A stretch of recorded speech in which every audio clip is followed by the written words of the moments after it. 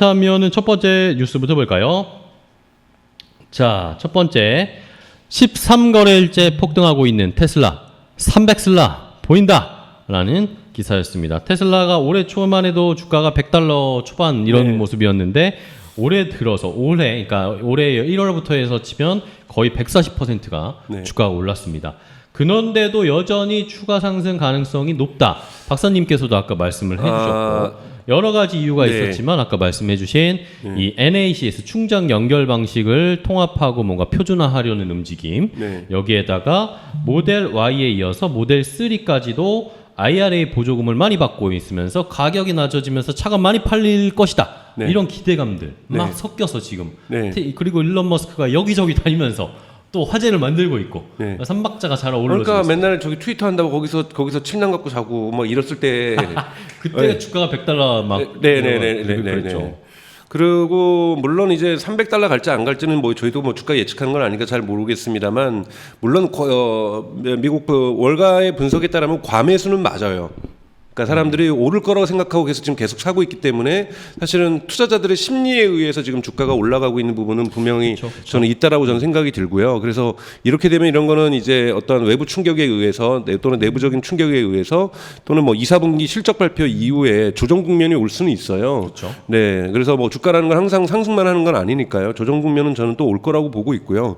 그렇지만 대세적으로 볼 때 2026년까지는 저는 $500 간다라는 부분에 대해서는 저의 분석이 아직까지 틀린 어떤 이유들을 찾기는 어렵기 때문에 특히 모델 2가 나오는 것이 가장 결정적이 될 거라고 저는 보고 있고요. 그래서 모델 2가 나올 때야말로 진정한 랠리가 시작될 거라고 보고 있어요. 그런데 지금의 주가는 우선 2, 4분기 실적이 나오는 7월 중순까지는 제가 보기에는 좀 안정적으로 올라가지 않을까 뭐 이런 생각을 하고 있습니다. 조심스럽게. 네, 근데 이제 2, 4분기 실적이 나오면 여기 실적에 따른 또한 해석과 어떠한 이런 부분이 나오면서 이야기가 나오겠죠. 조정은 충분히 맞을 수 있다라고 저는 생각이 듭니다. 네. 좋습니다. 자, 주가의 흐름 일단은 좋은 흐름인데 2분기 실적 발표가 나오기 전까지는 그 전까지는 뭔가 이런 뭐라고 해야 될까요? 악재나 좋지 않은 평가들은 좀 사라지고 있어요. 그러면서 최근에 주가가 올라가고 있는 거겠죠. 자, 이러면서 많은 분들이 지금 댓글을 달아주고 계십니다. 타이거 웨이님이 지금 프리장에서 테슬라 주가를 보셨나봐요. 지금 프리장에서도 또 오르고 있습니다. 무서운 기세네요 라고 해주셨고 우리 행복한 인생님이 저희 멤버십에 가입해 주셨어요. 감사합니다. 행복하세요. 행복한 인생님 감사합니다. 호건님이 진짜 이래서 본인이 투자하는 기업을 공부하고 확신을 얻어야 하락장에서 버틸 수가 있는 것 같아요. 남의 얘기만 듣고 투자하면 안 된다는 걸 다시 한번 느끼면서 팔지 않고 추가 매수한 보람을 느끼네. 추가 매수. 이게 핵심이었군요. 추가 매수를 더 하셨다. 내려갔을 때. 아주 잘하셨습니다. 호관님. 좋습니다. 자, 다음 뉴스 또 볼까요? 자, 두 번째 뉴스는 빅테크 질주 언제까지 할 것인가. 최근에 미국 시장이 좋은 흐름을 나타낸다고 아까 말씀드렸는데 이러면서 테슬라도 올라가지만 사실 엔비디아도 다시 조금 쉬다가 올라가기 시작했습니다. 이러면서 시총 $1조 돌파했고 테슬라는 시총이 아시죠? $100조 넘어갑니다. 이런 상황에서 계속 랠리를 이어가고 있습니다. 자, 이런 기술주들의 랠리 계속 이어질 수 있을 거라고 보시나요? 박사님은 어떻게 보세요? 네, 저는 당분간 볼 수 있는 것은 우선은 빅테크들은 캐시가 많다 보니까 이자율 상승에 대한 그 내부적인 압박에 대해서 그렇게 나쁘지가 않아요. 그러니까 견뎌낼 수가 있는 거죠. 그러니까 전체 이 기준금리가 올라가도 은행의 어떤 대출 이자가 올라가도 은행에서의 대출을 하지 않기 때문에 이 부분에서는 자유롭기 때문에 사람들이 빅테크에 대한 믿음을 갖고서 지금 돈이 그쪽으로 몰리고 있다라고 저는 생각이 들고 사실은 거시지표라든지 어떠한 이자율이나 이런 거 보면은 제가 항상 얘기했던 것처럼 극한 직업인가요, 영화? 거기 나오는 짤 있잖아요. 왜 잘 팔리는 거야? 닭이 왜 잘 팔리는 거야. 자기네들은 처럼 닭을 팔 마음이 없는데.